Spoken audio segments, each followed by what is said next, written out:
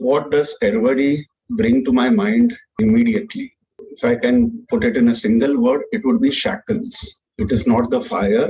It is not the outcome, of course, very tragic outcome, but the shackles, the chaining of the inmates at the institution, which ultimately led to the tragedy. When it comes to shackles, for me, shackles sort of connotes two things. One, it connotes shackles in the physical sense, and then it is about the invisibility, about what disability around mental illness causes. Those kind of shackles imposed by society on me as a user.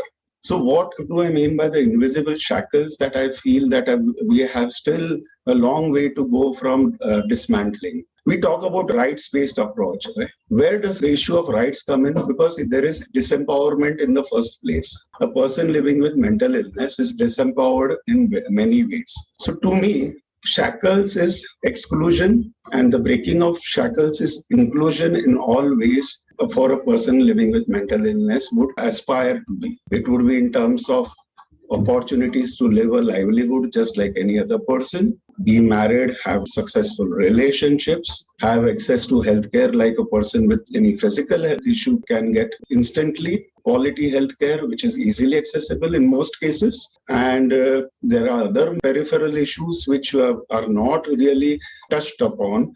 For instance, my agency to take decisions for myself. There are various social factors that come into the scene here. Some will involve the laws of the land, such as the right to property. All those things, there are gray areas, and the empowerment is not to the extent that we would desire it to be.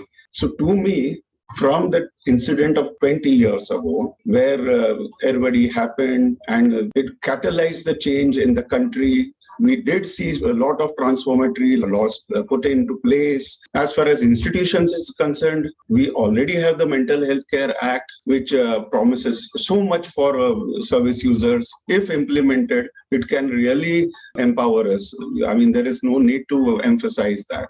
Most of the states have yet to implement the MHCA. The mental health establishments are also not compliant with the Act.